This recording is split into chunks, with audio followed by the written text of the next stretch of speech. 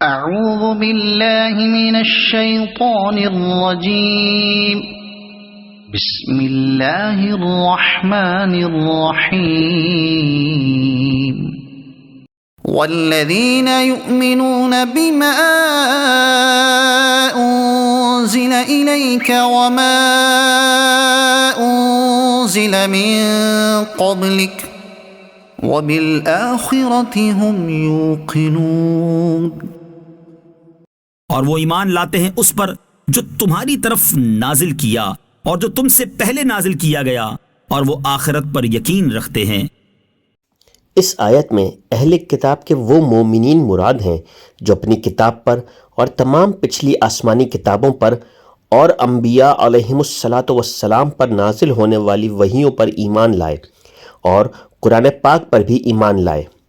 اس آیت میں ما انزل الیکا سے تمام قرآن پاک اور پوری شریعت مراد ہے۔ یاد رکھیں کہ جس طرح قرآن پاک پر ایمان لانا ہر مکلف پر فرض ہے، اسی طرح پہلی کتابوں پر ایمان لانا بھی ضروری ہے جو گزشتہ انبیاء کرام علیہم الصلاۃ والسلام پر نازل ہوئیں۔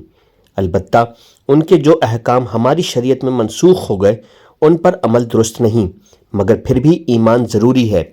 مثلا پچھلی کئی شریعتوں میں بیت المقدس قبلہ تھا، لہٰذا اس پر ایمان لانا تو ہمارے لیے ضروری ہے، مگر عمل یعنی نماز میں بیت المقدس کی طرف منہ کرنا جائز نہیں، یہ حکم منسوخ ہو چکا۔ نیز یہ بھی یاد رکھیں کہ قرآن کریم سے پہلے جو کچھ اللہ تعالیٰ نے اپنے انبیاء علیہم الصلاۃ والسلام پر نازل فرمایا ان سب پر اجمالاً ایمان لانا فرض عین ہے، یعنی یہ اعتقاد رکھا جائے کہ اللہ تعالیٰ نے گزشتہ انبیاء علیہم الصلاۃ والسلام پر کتابیں نازل فرمائیں اور ان میں جو کچھ بیان فرمایا سب حق ہے۔ قرآن شریف پر یوں ایمان رکھنا فرض ہے کہ ہمارے پاس جو موجود ہے اس کا ایک ایک لفظ اللہ تعالیٰ کی طرف سے ہے اور برحق ہے۔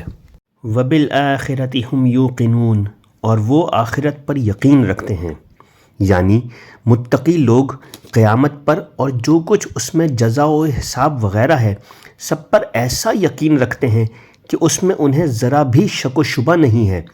اس میں اس بات کی طرف بھی اشارہ ہے کہ یہودیوں اور عیسائیوں کا آخرت کے متعلق عقیدہ درست نہیں، کیونکہ ان میں سے ہر ایک کا یہ عقیدہ تھا کہ ان کے علاوہ کوئی جنت میں داخل نہیں ہوگا، جیسا کہ سورہ بقرہ آیت 111 میں ہے، اور خصوصاً یہودیوں کا عقیدہ تھا کہ ہم اگر جہنم میں گئے تو چند دن کے لیے ہی جائیں گے، اس کے بعد سیدھے جنت میں، جیسا کہ سورہ بقرہ آیت 80 میں ہے۔ اولئک علی ھدی من ربہم وَأُولَئِكَ هُمُ الْمُفْلِحُونَ۔ یہی لوگ اپنے رب کی طرف سے ہدایت پر ہیں اور یہی لوگ کامیابی حاصل کرنے والے ہیں۔ یعنی جن لوگوں میں بیان کی گئی صفات پائی جاتی ہیں وہ اپنے رب عز و جل کی طرف سے عطا کی گئی ہدایت پر ہیں، اور یہی لوگ جہنم سے نجات پا کر اور جنت میں داخل ہو کر کامل کامیابی حاصل کرنے والے ہیں۔ یاد رہے کہ اس آیت میں فلاح سے مراد کامل فلاح ہے، یعنی کامل کامیابی متقین ہی کو حاصل ہے۔ ہاں، اصل فلاح ہر مسلمان کو حاصل ہے، اگرچہ وہ کتنا ہی گناہ گار کیوں نہ ہو، کیونکہ ایمان بذات خود بہت بڑی کامیابی ہے جس کی برکت سے بہرحال جنت کا داخلہ ضرور حاصل ہوگا، اگرچہ عذاب نار کے بعد ہو۔ صدق اللہ العظیم۔